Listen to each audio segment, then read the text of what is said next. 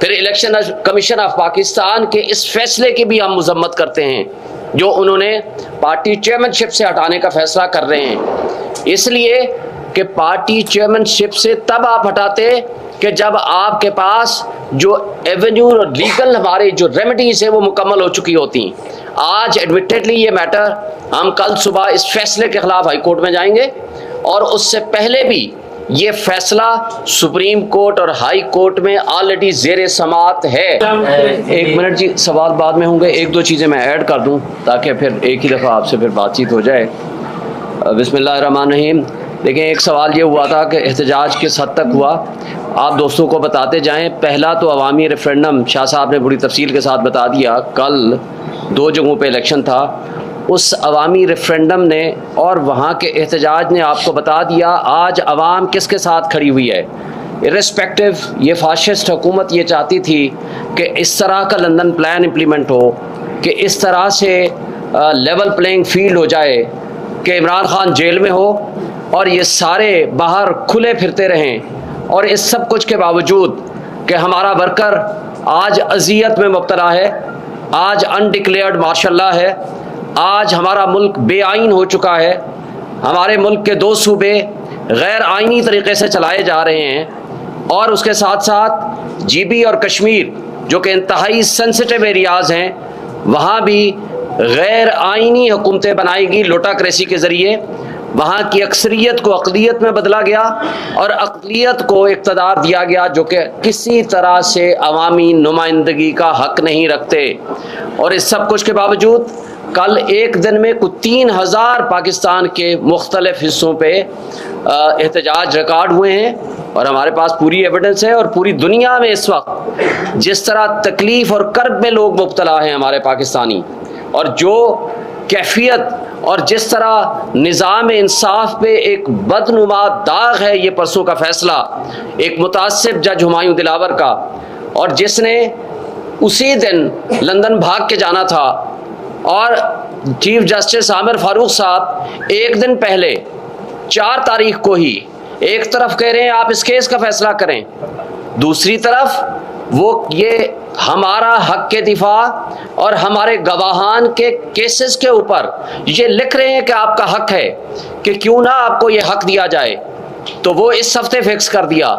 तो ये जो इंसाफ का दोहरा मेयार हमें नज़र आ रहा है, आज सबकी आंखें और कान खुले हैं। और 4 तारीख को ही एक और जो मुअज़्ज़ज़ जज साहब ट्रेनिंग पे जा रहे थे उनको सब्स्टिट्यूट करके, उनको तब्दील करके हुमायूं दिलावर साहब को कहा कि 5 तारीख को आप लंदन चले जाइए।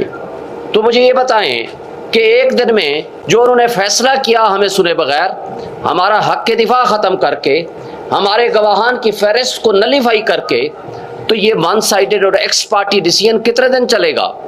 फिर इलेक्शन कमीशन ऑफ पाकिस्तान के इस फैसले की भी हम मजम्मत करते हैं जो उन्होंने पार्टी चेयरमैनशिप से हटाने का फैसला कर रहे हैं। इसलिए कि पार्टी चेयरमैनशिप से तब आप हटाते कि जब आपके पास जो एवेन्यू और लीगल हमारे जो रेमेडीज है वो मुकम्मल हो चुकी होती। आज एडमिटेडली ये मैटर हम कल सुबह इस फैसले के खिलाफ हाई कोर्ट में जाएंगे और उससे पहले भी ये फैसला सुप्रीम कोर्ट और हाई कोर्ट में ऑलरेडी जेर समाअत है। जब सब जुडिस मैटर होता है तो ये इस तरह का फैसला नहीं कर सकते। और इस पे election commission already D seat जब कर चुका हो तो पार्टी चेयरमैनशिप से हटाने का फैसला ये नहीं कर सकता। ये गैर आइनी और गैर कानूनी है। और इलेक्शन कमीशन ऑफ पाकिस्तान को आज से 3 दिन वाला फैसला पढ़ लेना चाहिए था सुप्रीम कोर्ट का, जिसमें उन्होंने कहा है कि इलेक्शन कमीशन ऑफ पाकिस्तान जिसकी जिम्मेदारी सिर्फ ये है कि वो election free and fair election कराए, उसने जमहूरियत को डीरेल किया है, उसने आइन की पामाली की है, उसने अनकॉन्स्टिट्यूशनल एक्ट्स किए हैं। क्या इसके ऊपर उनको रिजाइन नहीं कर देना चाहिए? मैं आज ये मुतालबा करता हूँ चीफ इलेक्शन कमिश्नर और इलेक्शन कमीशन के दीगर मेंबरान को फौरी तौर पर रिजाइन कर देना चाहिए। उन्होंने आइन की खिलाफ वर्जी की है, उन्होंने जमहूरियत को डीरेल किया है। और अगर ऐसा नहीं होता तो हम अपना राइट रिजर्व रखते हैं सुप्रीम जुडिशल काउंसिल में इनके इस एक्ट को चैलेंज करने का, जिसके जरिए उनको हटाया जा सकता है। और इसके साथ वहाँ पे हुआ उसके ऊपर भी कुछ थोड़ा कमेंट करते हैं। जो आज हम आपको ये बताना चाहते हैं कि जो शख्स इंसाफ के नाम पे मुंसिफ की कुर्सी पे बैठ के, जो कि अल्लाह की कुर्सी है, उसके ऊपर बेईमानी करेगा, दुनिया में भी और आखिरत में भी उनके ऊपर अजाब मुसल्लत होगा। आपने अरशद, मलिक अरशद का और बहुत सारे और लोगों के चीज़ें भी आप बड़ा कोट करते हैं सोशल मीडिया पे, लेकिन आपको मैं एक बात बताना चाहता हूँ। एक बात तयशुदा है कि एक शख्स जिसने आइन और कानून के मुताबिक तहाइफ लिए, उसके पैसे जमा कराए और उनको डिक्लेयर किया, ना सिर्फ टैक्स अथॉरिटीज़ के पास बल्कि इलेक्शन कमीशन में। आज हमारी इस फाशिस्ट हुकूमत ने हमारे और बदनुमा निज़ाम इंसाफ के एक मुतासिब जज ने उनको जेल भेज दिया, जबकि वो लोग जिन्होंने जुर्म किया, जुर्म ये है कि जिन्होंने गाड़ियाँ ली और गाड़ियाँ खिलाफ ज़ाब्ता और खिलाफ कानून है, जो कोई नहीं ले सकता, जिसके ऊपर रेफरेंस भी बना, लेकिन वो रेफरेंस पिछले साल नैब लॉ की अमेंडमेंट की वजह से वापस हो गया। वो जो जुर्म करने वाले थे उनको इस मुल्क की मुख्तदर तबकों और हल्कों ने और इस्टेब्लिशमेंट ने उनको हाकिम बना दिया। आज उन्होंने मुल्क के साथ जो खिलवाड़ किया है, जो पब्लिक के साथ जो कुछ किया है, 16 रुपए यूनिट बिजली वाला जो बिल हमारा आया करता था आज 50 रुपए पे चला गया है। आज लोगों के पास खाने को नहीं है।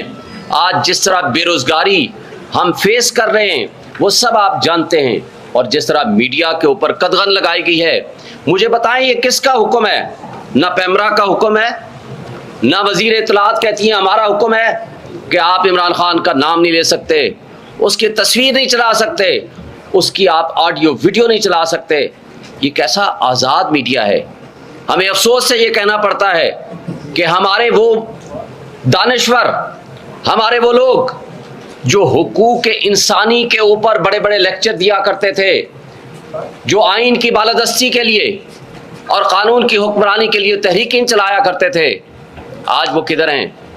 आज इस बेआइन मुआशरे में और इस बेआइन मुल्क में कि जहां चादर चार दीवारी की पामाली हो रही है, कल एक दिन में जो हमारे वर्कर्स और लीडर्स के घरों में छापे मारे गए, उनको उठाया गया या उनके घर तोड़े गए या उनके कारोबार तबाह किए गए, उसकी एक बहुत लंबी फहरिस्त और लिस्ट है। लेकिन हम इस पॉलिटिकल विक्टिमाइजेशन से घबराने वाले नहीं हैं। इमरान खान फौलाद और चट्टान की तरह खड़े हैं। आज भी हमें ये मैसेज है कि हम किसी तरह के उनके फाशिस्ट हरकत और उनके हथकंडे से पीछे हटने वाले नहीं हैं। हमने स्टैंड लेना है जमहूरियत की खातिर, आइन की खातिर, कानून की बालादस्ती की खातिर और आज़ादी की खातिर, हकीकी आज़ादी की खातिर। हमने ये जंग लड़नी है, अवाम की खातिर हमने ये जंग लड़नी है और हम सब की ये जिम्मेदारी है। शाह साहब ने आपको पहले बता दिया, CCI की कंपोजिशन ही अनकॉन्स्टिट्यूशनल है। 2 वज़राए आला, वज़ीर आला जिसने पॉलिसी डिसीजंस लेना होता है वो वज़ीर आला होता है जो इलेक्टेड होता है। उसने अपने सूबे की आवाम की नुमाइंदगी करनी होती है। ये कॉन्स्टिट्यूशन का तकाजा है, क्योंकि उमूर ममलिकत सिवाय मुंतखब नुमाइंदों के कोई नहीं कर सकता। ये कोई मेजर पॉलिसी डिसीजंस नहीं ले सकते। ये सुप्रीम कोर्ट का फैसला है ख्वाजा आसिफ की जजमेंट में 2013 CMR 1205 उसका पेज है। तो उसके बावजूद 2 गैर आइनी वज़राए आला को बिठाकर जिस तरह का फैसला लिया गया और जिस तरह बदकिस्मती से पीपल्स पार्टी के हमारे वो दोस्त जो आइन की बालादस्ती और आइन की गोल्डन जुबली मना रहे थे, मेरा ख्याल है उनको आइन की बरसी मनानी चाहिए। वो अपने आप को आइन का खालिक कहते हैं, लेकिन आइन को तोड़ने में आज या कल उनका भी उसी तरह का हिस्सा है जिस तरह PDM की बाकी जमातों का हिस्सा है।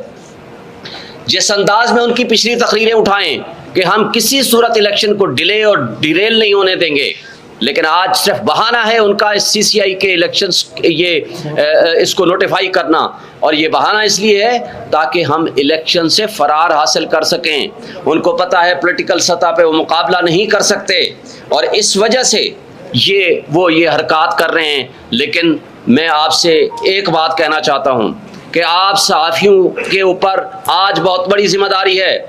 आज आप सच लिखें, खास सोशल मीडिया के जो एक्टिविस्ट दोस्त भाई बैठे हुए हैं हमारे, दीगर इलेक्ट्रॉनिक मीडिया या दूसरा में जो मीडिया है, सारे दोस्तों का फ़र्ज़ है आज इस नाइंसाफ़ी के ऊपर आवाज़ उठाएं।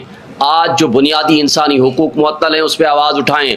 तारीख़ ये सब कुछ लिख रही है कि तारीख़ के इस साइड पे कौन खड़ा है और डार्क साइड पे कौन खड़ा है। वक्त ये कभी नहीं ठहर पाता, वक्त फिर एक दफ़ा वापस आएगा और इंशाअल्लाह ताला PTI बड़ी अक्सरियत से कामयाब होगी। खास जो भी हरबा ये इस्तेमाल करना चाहते हैं ये कर लें।